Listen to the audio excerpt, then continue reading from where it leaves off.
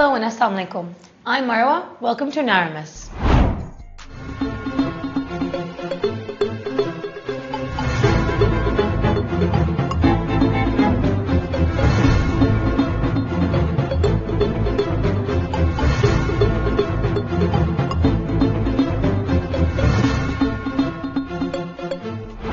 Today we have a major future US political appointment to discuss.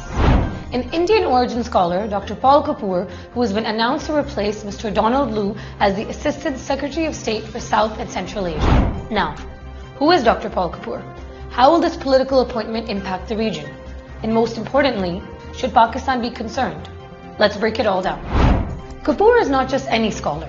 His academic work has consistently leaned in India's favor when it comes to South Asian security dynamics. This makes his nomination a critical event for the region. Unlike his predecessors, who sought to maintain a balanced approach between India and Pakistan, Kapoor adopts a notably tougher stance toward Pakistan. He consistently presents a critical view of Pakistan's role in regional strategic stability, frequently downplaying the country's significance. Interestingly, Kapoor's nomination was leaked to the media at a critical moment, coinciding with Indian Prime Minister Narendra Modi's visit to Washington. Was this just a coincidence, or a calculated move pointing towards strengthening Indo-US ties while putting additional political pressure on Pakistan? Paul Kapoor is a professor at the US Naval Postgraduate School in the Department of National Security Affairs. But his influence goes beyond academia. From 2020 to 2021, he was part of the State Department's policy planning staff, where he contributed to policy discussions on US strategies on South and Central Asia, Indo-Pacific security policies, and strengthening US-India defense ties. One of his key roles has been leading a US-India Track 1.5 strategic dialogue, a platform designated to consolidate the defense cooperation between the two countries. For Kapoor, China's economic and military rise signals a clear and present danger for the US and India. He emphasizes the strategic importance of strengthening US-India collaboration to offset China's growing influence in the Indo-Pacific region. One of Kapoor's most emphatic arguments is the need for deeper US-India strategic alignment to counterbalance China. By positioning India as a central pillar in confronting China, Kapoor reinforces a confrontational dynamic. The more aggressively the US backs India, the more likely China is to interpret that as encirclement and react in kind.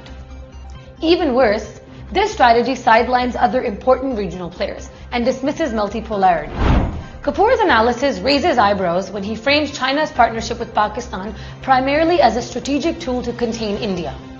Pakistan's security concerns, especially regarding India, didn't emerge because of China. They're rooted in decades of unresolved conflict, military standoffs, and deep political mistrust. Pakistan may be aligned with China, but that doesn't mean it lacks independence or complexity in its foreign policy calculus. However, with respect to the China-Pakistan economic corridor, Kapoor has adopted a cautious stance, suggesting that its long-term implications remain to be seen. Paul Kapoor's academic work primarily aligns with India's perspective on nuclear deterrence and security, often portraying Pakistan as a problematic actor rather than an equal stakeholder in the regional strategic environment. His extensive writings on South Asian security dynamics include key publications such as Jihad as Grand Strategy, India, Pakistan and the Bomb, and Dangerous Deterrent. In his book Jihad as Grand Strategy, Kapoor introduces what he calls Pakistan's jihad paradox, arguing that because of its early political and military weaknesses, Pakistan adopted militant policies as a strategic tool. However, this perspective entirely overlooks the broader context. Pakistan's security decisions weren't made in a vacuum. They were shaped by India's growing military power and regional ambitions.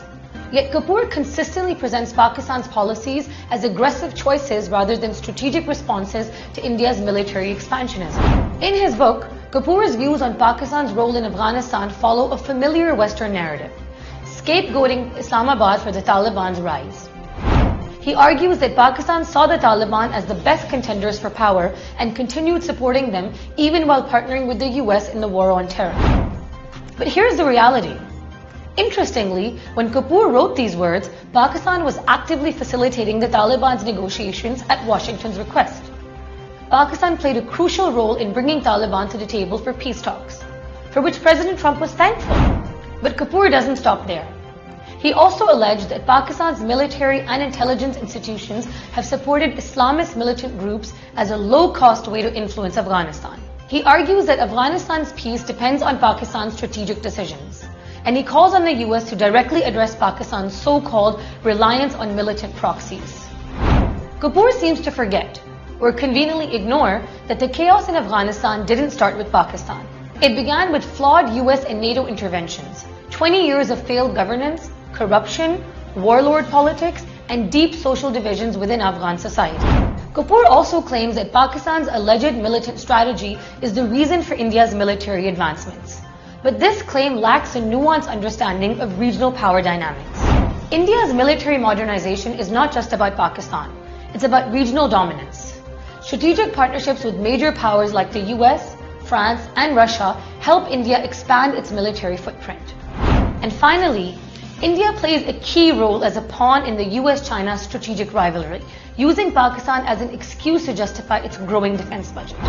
Similarly, Kapoor in his book India, Pakistan and the Bomb makes an unsound argument regarding India's military expansion.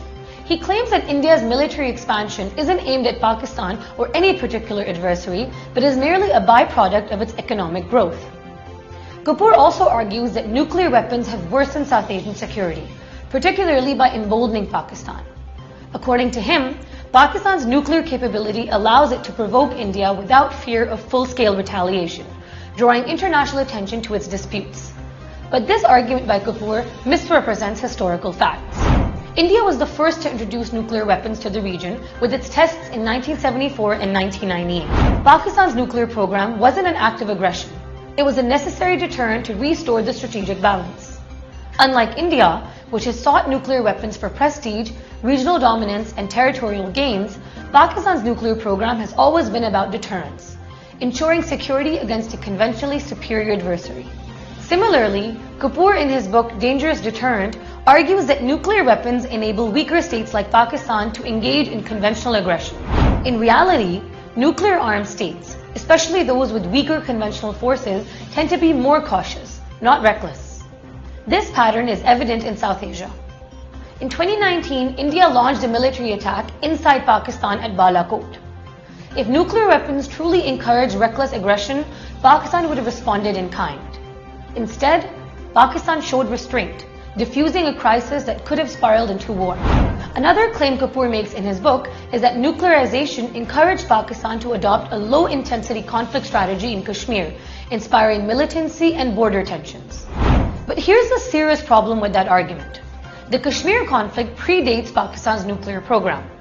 Insurgencies, border clashes, and even full-scale wars over Kashmir happened long before Pakistan conducted its first nuclear tests in 1998. The idea that nuclear weapons suddenly triggered Pakistan's involvement in Kashmir is an oversimplification. Kapoor also claims that nuclear proliferation has made conventional conflicts more frequent and severe in South Asia. However, a closer look at the facts reveals a clear pattern. Before nuclearization, India and Pakistan engaged in 3 full-scale wars, in 1947, 1965, and 1971. In contrast, post-nuclearization, while skirmishes and border tensions have persisted, the region has not witnessed another full-scale war. Yes, conflicts like Kargil and ongoing tensions along the line of control have been serious. But despite the tensions, nuclear deterrence has played a major role in avoiding all-out war. Before the 2019 Balakot crisis, Kapoor argued in his publications that India should take military action against Pakistan, using counter-terrorism as a justification. In his 2016 book, Jihad as a Grand Strategy, he suggests that India could carry out military strikes on terrorist camps in Pakistan-administered Kashmir, while avoiding direct confrontation with Pakistan itself. But he didn't stop there. Kapoor also proposes that in the event of another major terrorist attack, something like the 2001 Indian Parliament attack, India have the option to strategize a large-scale military action regardless of Pakistan's nuclear arsenal. Now, here's what's missing from Kapoor's analysis. India's own history of false flag operations. In 2013, former Indian CBI officer Satish Verma revealed that the Indian government orchestrated both the Parliament attack and the 2008 Mumbai attacks to justify stricter counter-terrorism laws. These revelations challenge the narrative that Kapoor promotes, one that presents India as purely defensive while portraying Pakistan as the primary aggressor.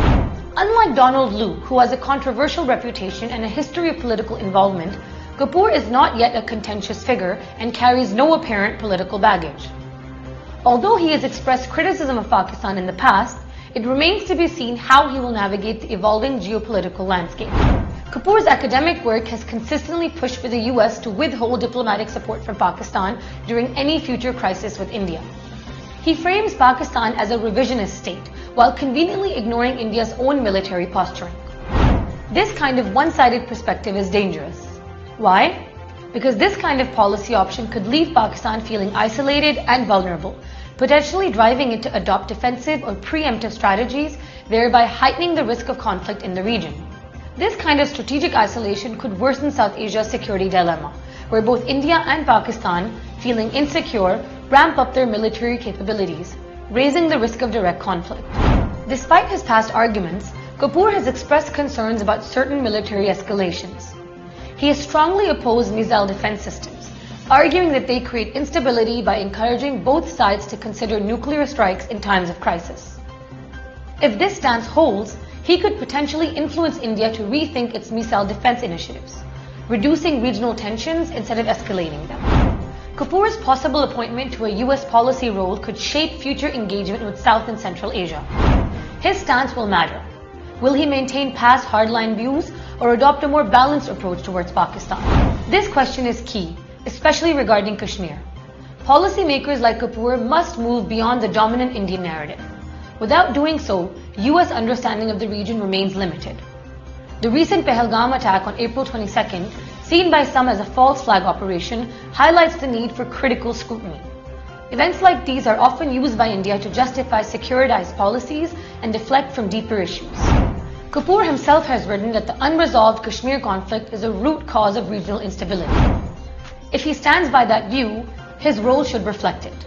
The path forward is not disengagement, it is diplomacy. US policy must support dialogue between India and Pakistan. Only then can it contribute to lasting peace in the region. One thing is clear, his policies will shape US involvement in the region for years to come. The key question is, will this lead to greater stability or further polarization? What do you think? Drop your thoughts in the comments below. And if you want more deep dives into global politics, don't forget to like, share and subscribe to the channel. Until next time, stay safe and stay kind. Allah Hafiz.